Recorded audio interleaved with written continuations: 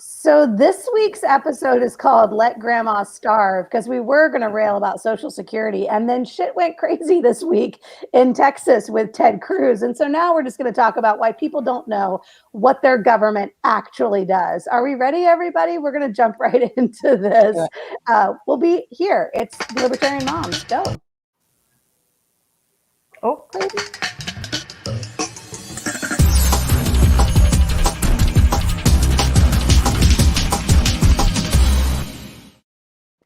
Parenting Porcupines. I was on the banner screen of our StreamYard broadcast here, and so I had to quickly flip over to the branding screen. You know, this whole running the show thing is not as easy as it looks. I know I try to make it look easy, but it's not. Things went crazy this week when Ted Cruz went to Cancun and Texas got hit by a monsoon, or I should say a snowstorm, which in the rest of the world is like, it's a snowstorm. And in Texas, it's like, it's the apocalypse. And well, before we went on the air, Jessica was saying, what's your perspective, Jessica, on people that can't just get their shit together when something like this happens? I get that this is, we're talking about Texas and this never happens. It's like a once in 100-year thing. But I feel like there was a lot of talk about it. Maybe there was enough time to prepare, figure out how to start a fire, melt some snow. I don't know. I don't want to downplay the elderly who needed, hospitals and things like that, because that's obviously, a bad situation, and people who live in apartment buildings where the pipes burst and things like that. But anyway, yeah, I can't wrap my head around not being prepared, but that's another. There's a failure here, right? There's a failure of state and local government. There's a failure of the energy mechanism, right? We were talking about that earlier this week in our house about how Texas couldn't get power from anybody else because once upon a time, their state commissioners were like, we can do this ourselves. Okay, fine, right? And that's years ago, Charlotte had a massive ice storm. And what came back to bite Duke Energy in the ass was that they had cut the tree trimming part of their company, which doesn't seem like a big deal until 6 years later when there's a massive ice storm and all those tree branches freeze and fall and take down all the power lines, right? Yeah. So that's sort of what we're seeing, right? We're seeing a failure in Texas. We're seeing some failure in Texas, but none of these failures are anything Ted Cruz could have done anything about. Right? Poor Ted. He can't fix this, people. From Cancun, from Washington, from Austin. He can't fix this. Poor Ted Cruz. Yeah. I've never really had much sympathy for him, but right now I absolutely do. To me, it shows just why we're libertarians in general is because personal responsibility. The government is not our parent. The reason why people weren't ready is because they don't have to be, right? The government takes care of us. But we see now it does not, and it can't. We have to take care of ourselves and each other. That's exactly right. So we have this in the in our show notes. They're out on the blog. It's parentingporcupines.com. And here's the thing. We believe the government's supposed to take care of us because they keep telling us that, right? Yeah. And we believe that government's going to fix our circumstances because they keep telling us that. But if you just look, that's just not true. It's just it has never been true, right? When can you remember government coming forward and here you go, we're from the government, we're here to help. We're going to make everything better for you. Terrifying words. I think didn't Ronald Reagan say that's the scariest thing you'll ever hear? I'm from the government, I'm here to help. My husband used to have a T-shirt that said that, and it had the SWAT guy with his gun. That might be even scarier, actually. We're from the government. We're armed, and we're here to help. All right. So how do we sort of parlay this into what we wanted to talk about? So we call it Let Grandma Starve. It's a clickbait, right? Let's be honest. It's so that people will be like, what are they talking about? Social Security was initially set up because it was a safety net for elderly people. People were worried about the elderly people in poverty post the Great Depression, right? And so we understand the concept of Social Security is that it's meant to be a safety net for vulnerable people, but really it's a Ponzi scheme, right? And there's some links in the show notes again. Yeah, go, Melissa. Yeah, give us the numbers on Social Security. This is my favorite thing. I heard Dave Ramsey say it once, and it absolutely blew my mind. Because what about the people that make minimum wage and can't save for retirement? Well, I'm not going to bore you with math. You work from 18 to 65 making nothing but minimum wage. If you took what the government takes out of your paycheck for Social Security and you multiply that by the average return of the stock market over the past 30 years, which is 11%, you'd have 1.2 million when you retire, making minimum wage. Good The government should have $1.2 million with your name on it because they're your money, right? But no, they take it. You can't leave it to anybody.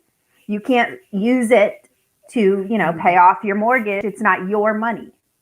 And if you include the fact that they take the exact same amount from your employer in your name, you should have 2.4 million sitting in an account with your name on it at 65. If you make minimum wage your entire life, it's $80 a month.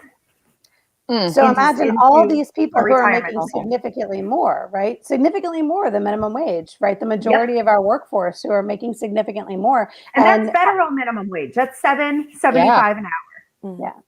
In most states, you can't pay that low.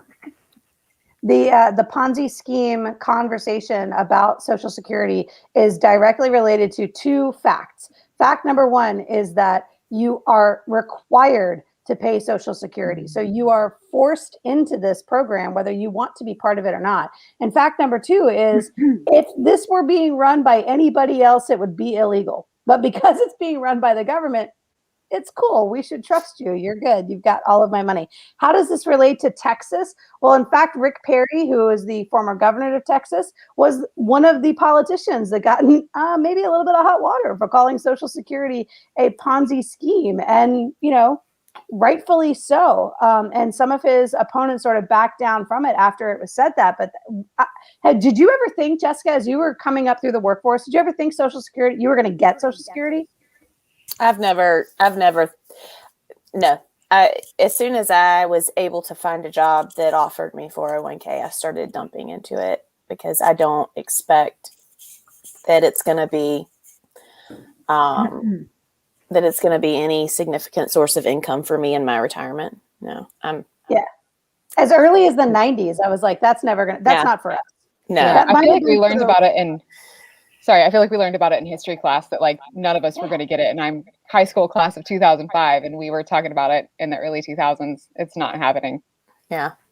And I want to go back to what Melissa was saying, because the most common argument that we hear when we talk about this, somebody making minimum wage, and let's say they didn't have to pay Social Security, and the argument oftentimes the thing that we hear most frequently is, well, what if that person doesn't put that money and they don't set that aside? What if they're not smart enough, or what if they're not savvy enough? And so it's this situation where, because you want to force someone to do something to take care of them, you're actually hurting them. If our government-run schools had better finance classes in high school that taught things like this. Or if parents taught things like this. But I mean, if parents don't know, but. Well, but to Jessica's point, it's that if that person's not smart enough to save, if that person can't afford to save, if they're living beyond their means and they can't afford to save, and so you further impoverish them by taking their money from them, that how does that make sense, right? Like, if they can't afford to save for retirement, it's because they legitimately can't afford to save for retirement, and they need every dime they can get, which is why you don't need to be taking it from them and putting it into the slush fund that is spent itself. It's gone. The money is gone, right? It's been gone for a long time. Yeah, these are entitlement programs for a reason. This is what we think we eventually have to pay to people. That's the reason it's a debt. In corporate finances, if you have employees that have vacation time, right? They have accrued vacation time. That's a liability for you. because they could leave, right, and go on vacation, and you won't be as productive. You ideally, right, like you won't be earning as much money while those people are gone. That's the assumption that's made. And so if they're going to go away on vacation, you're sitting on a liability. All those hours of vacation that people have accrued is a liability. That's why your companies encourage you, take your accrued vacation. Don't pass it up. So let's talk about the kids piece, because I know this is the Parenting Porcupines podcast. And I was saying to you guys before we came on the air, like I was struggling with, like, how do we really talk about this government dependency with our kids?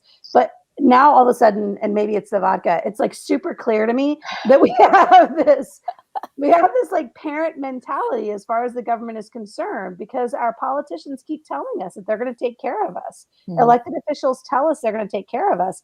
And I don't remember growing up that way, but I have seen it getting more and more momentum over the last few years. So what do you think about that? Like, who's to blame for that? And how do we stop it from happening? Let's roundtable. We'll start with Melissa and then go Alex and then Jessica. Yeah, I don't know. I don't know who's to blame, but we do need to stop it, because I've had this discussion with many people. Social Security, especially. Oh, well, that's for my retirement. It's not. It's a safety net. It's if you do nothing else, at least you'll have a little bit of money. I'm like, people are being told that Social Security is enough to retire on. It's not.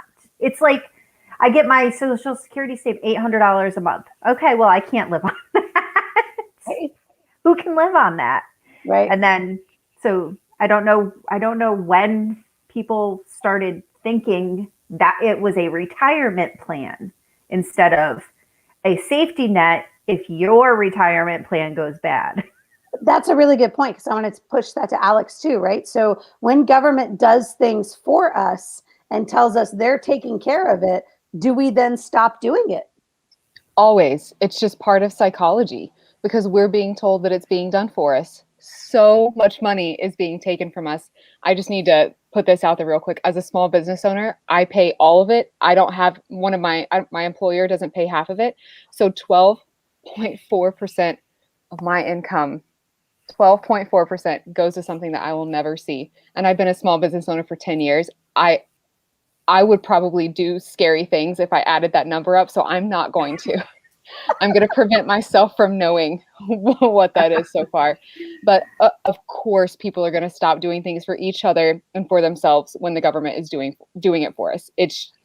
I don't know why we're that way, but psychologically speaking, it's just a thing that happens. And then we send we ourselves and then our kids go to schools that train us to keep thinking that way. And it's just this vicious cycle that continues, and it's going to continue to grow, because the people in power, they're not going to let that go. They're constantly going to be expanding their power. It's always the government's fault. Always. And I don't think that we can get around the psychology behind it. Those are my points. No, I'll agree with that. And so Jessica, because I put our little title up here again about Let Grandma Starve. When we talk about disbanding Social Security, people accuse us of being heartless, of wanting old people to die in poverty. That's not true, right? It's not. This is an ironic title for the show. We don't really want grandma to starve. Who would fix this if the government wasn't there to fix it for grandma? We would, right? We Always. would. I think, and this is a little bit off topic, but I firmly believe that this is something that has contributed to the dumbing down of our society and the breakdown of our society. That is the breakdown of the family unit. That is the breakdown of the value that we place on the multi-generational family.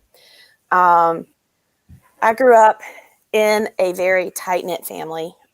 We did Sunday dinners. We, went to see grandparents. We spent time with aunts and uncles. I have lived with every member of my dad's family at some point in my life. We lived with my grandparents when my mom left. I lived with one of my uncles when I came home from college. And then I lived with my other uncle and aunt when I was a single mom saving money to buy a house. So we have that family relationship, and we take care of our grandparents. My dad and his brothers take care of their parents. And so there are some challenges, and it's not something that everybody can do. It's hard. I won't say it's easy, but I think that this selfishness that we have as a society, right? And then this government dependence, it's like, well, I shouldn't have to do that because first of all, I don't want to, or I don't have time, and the government's going to do it. But if you take the government out of the equation and you free people up to be able to do it in their own way, right? Then I think that it opens the door for the people to actually do those things. But I think it's more than freeing them to do it. I think it's expecting them to do it. Like we as a society need to expect more of each other. Absolutely. We need to expect more of our neighbors. We need to expect more from our church, from our community organizations, from each other. I mean, we need to hold each other responsible for that. And I think we would be more willing to give if so many things weren't being taken from us, right? Mm-hmm. Like I'll write a check in a heartbeat. I mean, I will give in a heartbeat.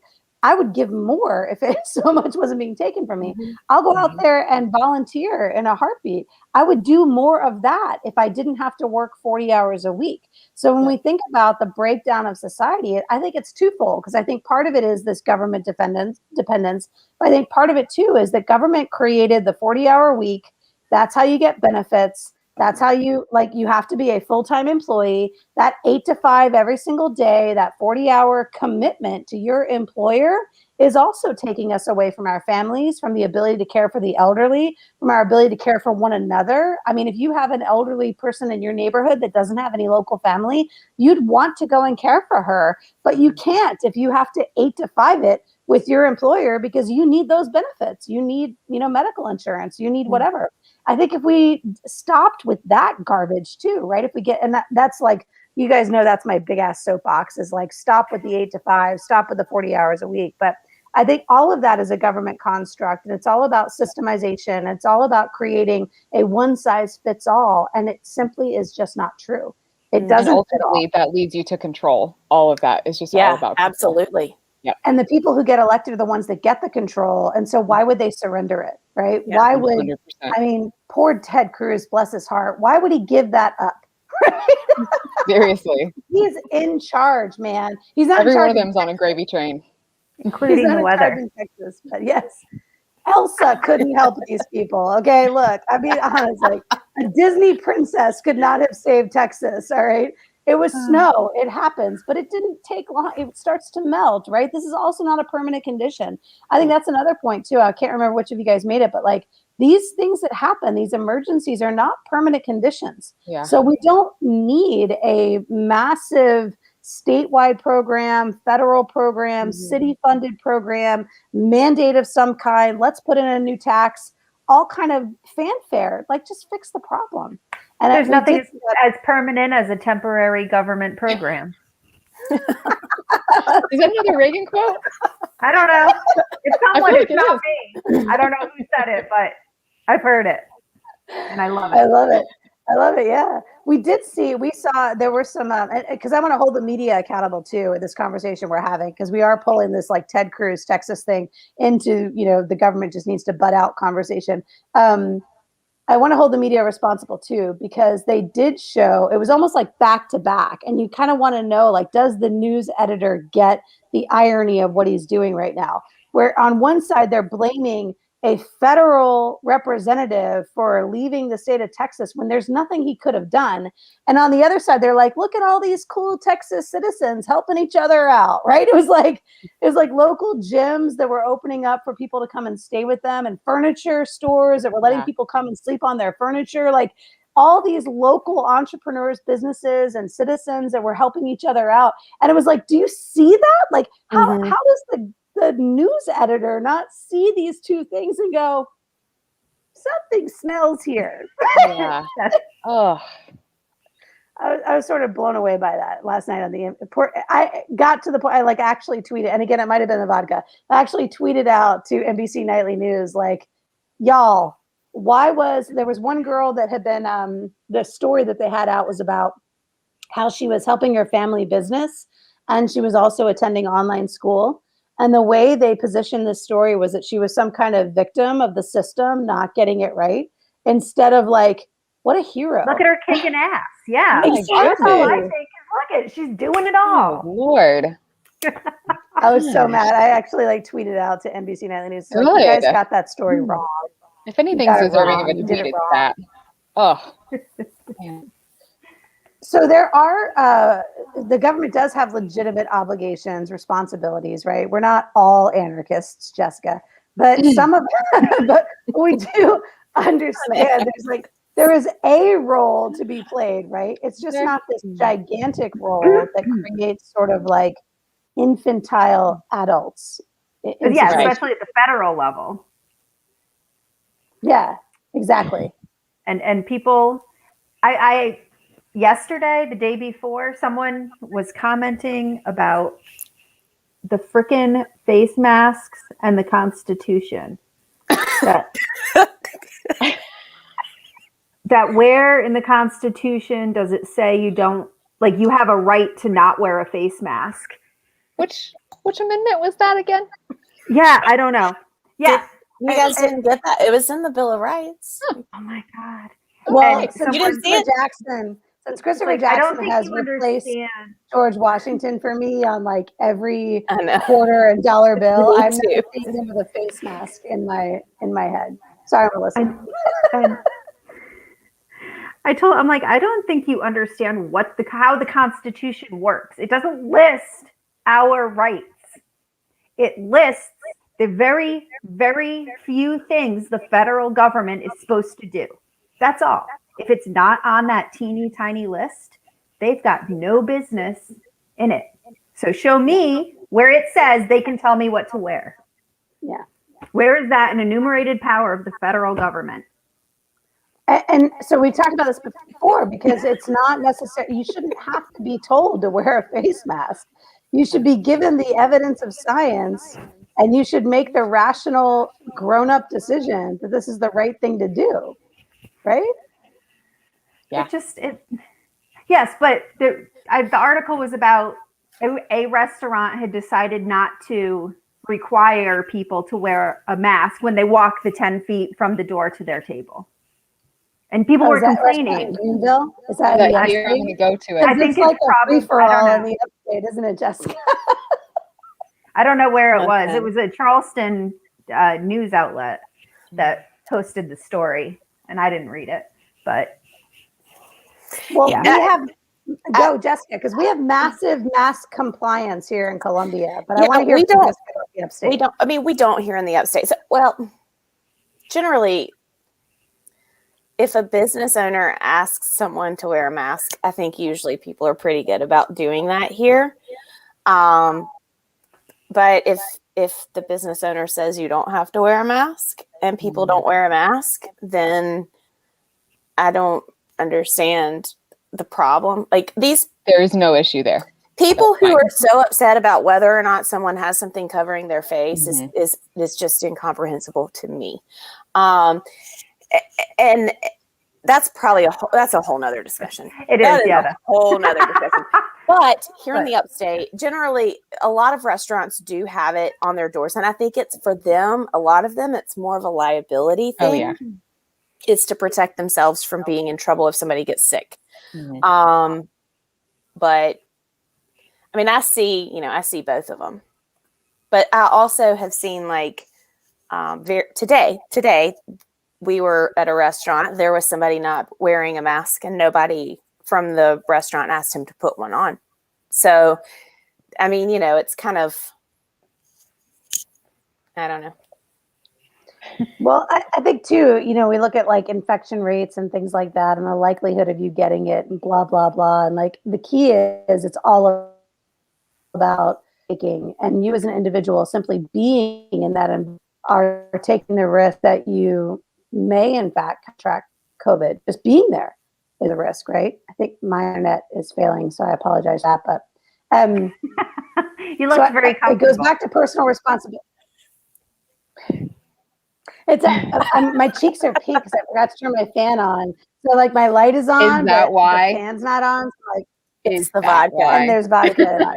There's a lot There's a lot of vodka in this. But this goes back to the personal responsibility. This is, as libertarians, right? Personal responsibility is sort of like the cornerstone of everything for us. And I think even too, in a mask ordinance, confusion and conversation, it's about, I know if I go out into public, I'm risking exposure to everything, like not just COVID, but I mean, people sneeze on their hands, and I mean, there's germs everywhere. Like those mints, you know what I'm talking about? Like you can take a handful of mints and like, ew, who does that? Like peanuts on the bar, like disease has been around us forever, right? Part of it. We don't cruise line. Going on a cruise is not going to be my jam, like pretty much ever, because of like rampant dysentery. So like that's not a thing for me. But people do it anyway. Like they just are like, I'm going to take that risk. They've never That'll be my vacation. Like I don't understand.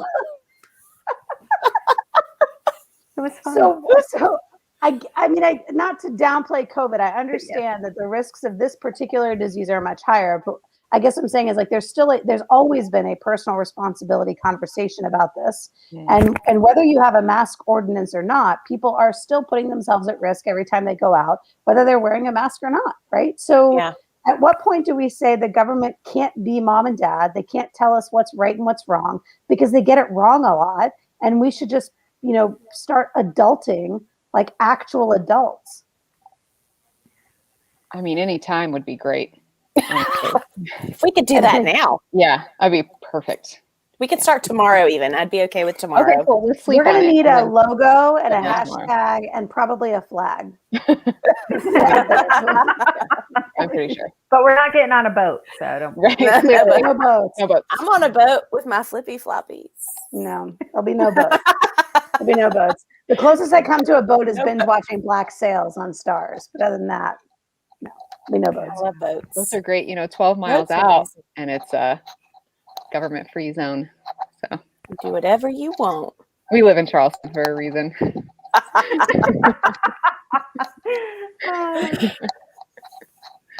This was real the quick. shorter. Oh, go, Alex. Go. Oh, just while there was a tiny lull, I was going to say that quote, Melissa, was Milton Friedman. I wanted to make sure that he got credit. Yes. Go read everything he ever said.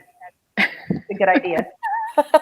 Charlie's been binge watching Milton Friedman seminars and stuff like that. He's like, this guy is really smart. Thank you. Yeah. Fantastic. We know. Jump right into the echo chamber. The air is warm, by all means, but it's not. It's COVID free. It's COVID free. So this is a pretty short conversation around Social Security, but I know we want to have a much bigger one, and we were kind of toggling back and forth between why people don't understand what the government actually does. This is the sickness to me. I think that the sickness is people misunderstand what the government's role is in their life. And I think that starts early on. I think it starts from the time they're children. I think they're indoctrinated, and I think they misunderstand. But I also think it's about campaign promises versus actual work that people do. And I think that's a big issue too. Like they're going to say anything to get elected, but then once they get elected, these are not good policies. We shouldn't ask them to actually do them. I mean, Elizabeth Warren was out there trying to get elected by wiping away all of our student loan debt. And as much as I love that idea, Holly will have to pay for that. So I don't want that idea, right? Can we? Yes, it would help my budget, but I don't want it. Can we make sure we have an episode about college education, student loans, trade schools, and how we talk to our kids? And why college costs so much. Yeah. We're going to do that. So we're going to get micro. Get ready, y'all. We might as well preview that as the next show because I think it's absolutely worth talking about. And then we plan it, and then we promote it, and then some shit hits the fan in Texas, and we all go, "Oh, well, let's talk about this instead. Let's talk." No, we can just find a way to tie it in. The tie-in is that it's always the government's fault. Always. Everything is related from that one. Did your parents tell you that Social Security would not be there for you, Jessica, or did you just inherently know that? Well, I grew up with, my dad and I, we had a lot of political conversations when I was growing up. My dad, when I was a little girl, my mom would go to bed on Friday night and my dad would come and wake me up and we would watch Rush Limbaugh. And like we would talk about all the things that he was talking about. And so I grew up talking about those things, talking about political things. And so I don't know that we ever had a conversation that was going to happen, that was not going to be available specifically, but because my dad fostered that interest from a very early age, I was always hyper aware of what was going on. And because I knew Social Security equals government, you know, I just kind of knew, I guess. I don't know. Like, I guess I put it together just based on, because it's been in the news. I mean, this is no secret, right? Like, this has been talked about for years, that Social Security is not going to be a valid At least thing. 20 years, yeah. Yeah. Unsustainable. Yeah, it being unsustainable, absolutely. Yeah. Alex, before you became a business owner, did you have an understanding of that? Like, were you aware this is what's happening? You're being duped, right? Like, did you know that before you got into this? Yes, I knew, but I didn't know on a level that angered me so deeply to my core. So, yeah. I knew. Yeah, it's enraging. Yeah, I knew for sure. I mean, parents talked about it. Grandparents and I had a lot of political discussions, and then the business owner thing, just being hit with so many things. I was like, oh gosh, the government doesn't want me to work for myself. This is what a fun thing to find out. But you know what? I work for a multinational corporation, and I just did bonuses for my employees last month, and I got a lot of phone calls like, what happened to my bonus? And I was like, taxes. The government happened to your bonus. That's what happened to your bonus. Yeah. Yeah. I mean, it's that realization, I think, is tough for a lot of people. Definitely. Yeah. Melissa's kids are learning it early because you guys have your cookie company, right? Yes. Charleston Contraband Cookies. Yeah. So are you guys talking about this now? We are not that far down that road, no. But you know, my parents always told me, you know, you might get it, you might not, but don't plan on it. You know, take care of yourself. If you get it, great, that's a bonus, but it's not a plan. That was our conversation too. Me, 15-year-old lifeguard, like, I'm making $5.25 an hour. There's going to be, and like you add it up, there's going to be like $700 in my check. And you're like, why is there only $200 in my check? My dad's like, that's the government sticking it to you. Like, it's like Rachel from that episode of Friends. She's like, who's FICA? And why are they taking all my money? Exactly. That's what we should have called this episode. Who's FICA and why are they taking all my money? That's exactly what we should have called it. All right, well, isn't there a video of a kid bursting into tears opening their first paycheck? There's many of them. Yes. Oh yeah, a lot of them. There's a lot of like those. I said, but I can't believe that those parents didn't prepare those children for that. I'm sorry. Prepare your children. If they are going to work, make sure they understand what their first paycheck's going to look like, guys. Parents out there, please prepare your children. Don't do that to them. Well, unless your children's first job is like Melissa's kids and my kid, and probably Alex's kid, which is going to be working for her parent, where she's just getting paid under the table. Because let's be honest, why would I tell anybody that that's what was happening, right? I just went ahead and said that, I don't know, on YouTube. It's cool though. Up to a certain percent.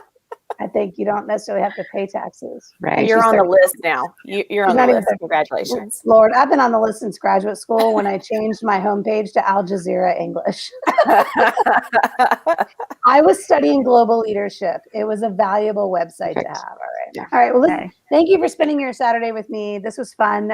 We don't really want to let Grandma starve. That was an ironic name, clickbait name for the episode. This was about Social Security. Thanks, ladies, always for being with us. We've been Parenting Porcupines, Libertarian Moms. Tune back in next Saturday at 6:30 p.m. Goodbye, everybody.